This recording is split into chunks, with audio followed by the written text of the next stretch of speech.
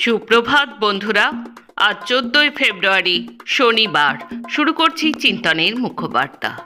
আজকের মুখ্যবার্তার বিশেষ বিশেষ বিভাগগুলি: আন্তর্জাতিক সংবাদ, দেশের সংবাদ, রাজ্যের সংবাদ এবং খেলার সংবাদ। প্রথমেই দেখে নেব আন্তর্জাতিক সংবাদ। ইরান ও যুক্তরাষ্ট্রের মধ্যে উত্তেজনা যেন কমছেই না। নতুন কোনো সংঘাত এড়ানোর জন্য যদিও দুই দেশের মধ্যে আলোচনা চলছে, তারপরেও হুমকি দিতে ছাড়ছেন না মার্কিন প্রেসিডেন্ট ডোনাল্ড ট্রাম্প। আলোচনার দিকে ইঙ্গিত করে তিনি বলেছেন, ইরান যদি একটি চুক্তিতে না পৌঁছয় তাহলে যুক্তরাষ্ট্রকে খুব কঠিন কোনো পদক্ষেপ নিতে হবে। ওমানের মধ্যস্থতায় গত সপ্তাহে ইরান যুক্তরাষ্ট্রে বৈঠক হয়েছে। সেখানে ইরানের পরমাণু ইস্যু, ব্যালিস্টিক ক্ষেপণাস্ত্র, বিভিন্ন সশস্ত্র গোষ্ঠীর ওপর তেহরানের নিয়ন্ত্রণ এবং ইরানের ওপর পশ্চিমী নিষেধাজ্ঞা নিয়ে দুই পক্ষের মধ্যে পরোক্ষ আলোচনা হয়। ইরানের পররাষ্ট্রমন্ত্রী আব্বাস আরাগাচি তখন কূটনৈতিক এই আলাপ আলোচনা চালিয়ে যাওয়ার কথা বলেছিলেন। যুক্তরাষ্ট্রের কংগ্রেসের নিম্নকক্ষ প্রতিনিধি পরিষদ কানাডার পণ্যের ওপর মার্কিন প্রেসিডেন্ট ডোনাল্ড ট্রাম্পের আরোপ করা শুল্ক বাতিলের পক্ষে ভোট দিয়েছে। 219-211 ভোটের ব্যবধানে প্রস্তাবটি পাশ হয়েছে। ডেমোক্র্যাটদের উত্থাপিত ওই প্রস্তাবে 6 জন রিপাবলিকান আইন প্রণেতাও সমর্থন জানিয়েছেন। এই প্রস্তাবের লক্ষ্য হল গত বছর ট্রাম্প কানাডার ওপর যে শুল্ক আরোপ করেছিলেন তা প্রত্যাহার করা। আপাতত এই অনুমোদন প্রতীকী থেকে যাচ্ছে, কারণ প্রস্তাবটি যুক্তরাষ্ট্রের সিনেটেও পাশ হতে হবে। এরপর এটিকে আইনে পরিণত করতে প্রেসিডেন্ট ট্রাম্পের স্বাক্ষর প্রয়োজন। নাগরিকত্ব পাওয়ার নিয়ম আরও কঠোর করতে চলেছে ইউরোপের দেশ সুইডেন। চলতি বছরের 6 জুন থেকে কার্যকর হতে যাওয়া নতুন নিয়মে বেশ কিছু নতুন ধারা যুক্ত করতে যাচ্ছে দেশটির সরকার। এই বছরের সেপ্টেম্বরে নর্ডিক এই দেশটিতে নির্বাচন অনুষ্ঠিত হবে এবং তার আগেই এই নিয়ম আরোপ করতে যাচ্ছে দেশটি। নিয়ম অনুযায়ী এখন থেকে সুইডেনে নাগরিকত্ব পেতে হলে দেশটিতে 8 বছর থাকতে হবে। আগে তা ছিল 5 বছর। ভেনেজুয়েলার ক্ষমতাচ্যুত প্রেসিডেন্ট নিকোলাস মাদুরোকে আর একবার প্রকাশ্যে সমর্থন জানালেন ভারপ্রাপ্ত প্রেসিডেন্ট ডেলসি রড্রিগেজ। তাঁর দাবি, আমেরিকায় বন্দী থাকা সত্ত্বেও মাদুরোই দেশের নেতা। ডেলসি বলেন, আমি বলতে পারি নিকোলাস মাদুরোই বৈধ প্রেসিডেন্ট। একজন আইনজীবী হিসেবে আমি আপনাদের বলবো, প্রেসিডেন্ট মাদুরো এবং তাঁর স্ত্রী সিরিয়া ফ্লোরেস দুজনেই সম্পূর্ণ নির্দোষ। ব্রাজিলের প্রেসিডেন্ট লুইস ইনসানিও লুলা দা সিলভা আগামী 18 থেকে 22 ফেব্রুয়ারি পর্যন্ত ভারত সফরে আসছেন। বিদেশ মন্ত্রক সূত্রে জানা গিয়েছে, এই সফরে তিনি কৃত্রিম বুদ্ধিমত্তা বিষয়ক দ্বিতীয় শীর্ষ বৈঠকে অংশ নেবেন এবং ভারতের শীর্ষ নেতৃত্বের সঙ্গে একাধিক দ্বিপাক্ষিক বিষয়ে আলোচনা সারবেন। জার্মানির প্রাক্তন চ্যান্সেলর অ্যাঞ্জেলা মার্কেল প্রথম মনমোহন সিংহ স্মারক বক্তৃতা দিতে আসছেন। আগামী 26 ফেব্রুয়ারি এই স্মারক বক্তৃতার জন্য মার্কেল ভারতে আসছেন। প্রয়াত প্রধানমন্ত্রী মনমোহন সিংয়ের স্মৃতিতে তার পরিবার স্মারক বক্তৃতা শুরু করেছে। পরিবারের তরফে জার্মানির প্রথম মহিলা চ্যান্সেলর মার্কেলকে আমন্ত্রণ জানানো হয়েছিল। মার্কেল 2005 থেকে 2021 পর্যন্ত জার্মানির চ্যান্সেলর ছিলেন। আসছি দেশের খবরে। বাংলাদেশে নতুন সরকারের হাত ধরে গণতন্ত্র ফিরে আসবে বলে প্রত্যাশা করেছেন সিপিআইএমের সাধারণ সম্পাদক এম.এ. বেবি এবং পার্টির পশ্চিমবঙ্গ রাজ্য কমিটির সম্পাদক মোহাম্মদ সেলিম। বাংলাদেশের নির্বাচন নিয়ে সাংবাদিকদের প্রশ্নের উত্তরে বেবি বলেছেন, নির্বাচন সম্পন্ন হয়েছে, এখন আমরা প্রত্যাশা নিয়ে অপেক্ষায় আছি। আশা করি বিএনপির নেতৃত্বে নতুন সরকার বাংলাদেশের নৈরাজ্য বন্ধ করে গণতন্ত্র ফিরিয়ে আনবে এবং সেই দেশের সংখ্যালঘুদের অধিকার রক্ষা করবে। তেলেঙ্গানার পুর নির্বাচনে কার্যত উধাও বিজেপি। দুপুর 1:30টা পর্যন্ত 116টি পুরসভার 2582টি ওয়ার্ডের যা ফল প্রকাশিত হয়েছে, তাতে কংগ্রেস এগিয়ে 506টি ওয়ার্ডে। গত লোকসভায় ভোটে রাজনৈতিক মানচিত্র থেকে প্রায় মিলিয়ে যাওয়া বিআরএস এবার স্থানীয় ভোটে কামব্যাকের ইঙ্গিত দিচ্ছে।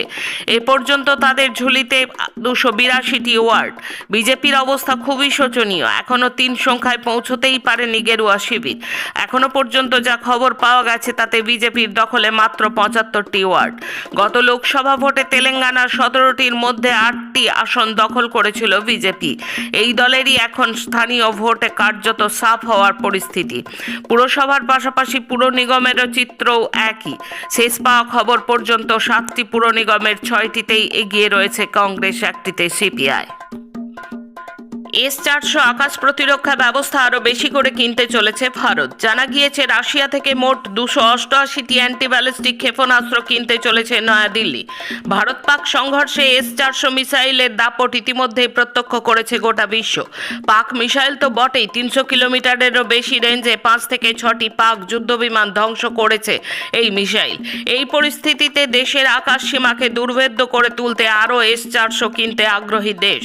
এ ব্যাপারে প্রধানমন্ত্রী মোদীর সম্মতি পাওয়া গেছে বলে জানানো হয়েছে। এপস্টেন ফাইলে বিজেপি মন্ত্রী হরদীপ সিং পুরীর নাম থাকা নিয়ে তাঁর ও কংগ্রেসের সাংসদ রাহুল গান্ধীর দ্বৈরথ অব্যাহত। সদ্য প্রকাশ্যে আসা ফাইলটিতে বলা হয়েছে জেফ্রি এপস্টিন এর সঙ্গে বৈঠক করতে চেয়েছিলেন পুরী। এই নিয়ে সরব হন রাহুল গান্ধী, কিন্তু অভিযোগ খারিজ করে পুরী এই দিন সংবাদ মাধ্যমের কাছে দাবি করেন তিনি কখনোই দেখা করতে চাননি, বরং এপস্টিনই তার সঙ্গে দেখা করতে চেয়েছিলেন। প্রস্তাবিত ভারত আমেরিকা অন্তর্বর্তী বাণিজ্য চুক্তিকে ফাঁদের চুক্তি আখ্যা দিয়ে বৃহস্পতিবার সংসদের মকরদ্বারের বাইরে বিক্ষোভ দেখান বিরোধী দলের সাংসদরা। তারা সরকারের কাছে চুক্তি নিয়ে পূর্ণ স্বচ্ছতা দাবি করেছেন। এদিন প্ল্যাকার্ড হাতে ও স্লোগান দিতে বিক্ষোভকারী সাংসদরা অভিযোগ করেন এই অন্তর্বর্তী বাণিজ্য চুক্তি ভারতের অর্থনৈতিক স্বার্থের সঙ্গে আপোষ করতে পারে এবং দেশীয় শিল্পক্ষেত্র ক্ষতিগ্রস্ত হতে পারে। তারা দাবি জানান প্রস্তাবিত চুক্তির সমস্ত বিবরণ সংসদে উপস্থাপন করে বিস্তারিত আলোচনা করা হোক। মোবাইলে হঠাৎ নেটওয়ার্ক চলে যাওয়াকে সামান্য একটি প্রযুক্তিগত সমস্যা ভেবেছিলেন এক মহিলা, কিন্তু সেই ভুল ধারণার বশবর্তী হয়ে মহিলাকে 11 লক্ষ টাকা খোয়াতে হলো। কেন্দ্রীয় স্বরাষ্ট্র মন্ত্রকের সাইবার সুরক্ষা শাখা 14C জানিয়েছে মহিলাকেই সিম প্রতারণার ফাঁদে ফেলা হয়েছিল। অভিযোগ, প্রতারকরা টেলিকম সংস্থার কাস্টমার কেয়ারের ভুয়ো পরিচয় দিয়ে ফোন করে তার ব্যক্তিগত তথ্য হাতিয়ে নেয়। কখনো নেটওয়ার্ক ঠিক করার অজুহাতে, কখনো সিম আপডেটের ছলচাতুরির মাধ্যমে প্রতারকেরা তার মূল নাম্বার জেনে নেন। এরপরেই ওই মহিলার ব্যাংক অ্যাকাউন্ট থেকে 11 লক্ষ টাকা গায়েব হয়ে যায়। এখন রাজ্যের খবর। রাজ্যে বিভিন্ন অংশের কাছে লড়াই আন্দোলনের মাধ্যমে পৌঁছাচ্ছে সিপিআইএম।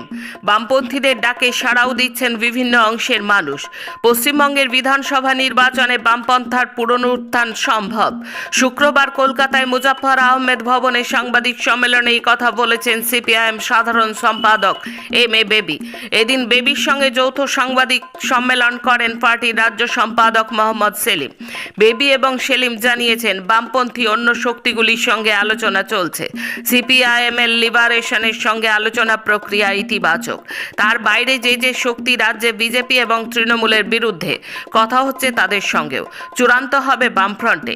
সেলিম জানান এই রাজ্যকে বাঁচাতে হলে কি করণীয়, মানুষ কি ভাবছেন, জীবন জীবিকা, শিক্ষা, স্বাস্থ্য, পরিবেশ, শ্রম সংক্রান্ত সংকটের বিষয়গুলিকে সামনে রেখে প্রচার করা হবে। বাংলাবাঁচাও.com নামে একটি ওয়েবসাইট চালু হয়। সেখানে মানুষের মতামত নেওয়া হচ্ছে এখানে, যাতে মানুষের মনের মতো ইস্তেহার মতামতকে গুরুত্ব দিয়েই তৈরি করা যায়।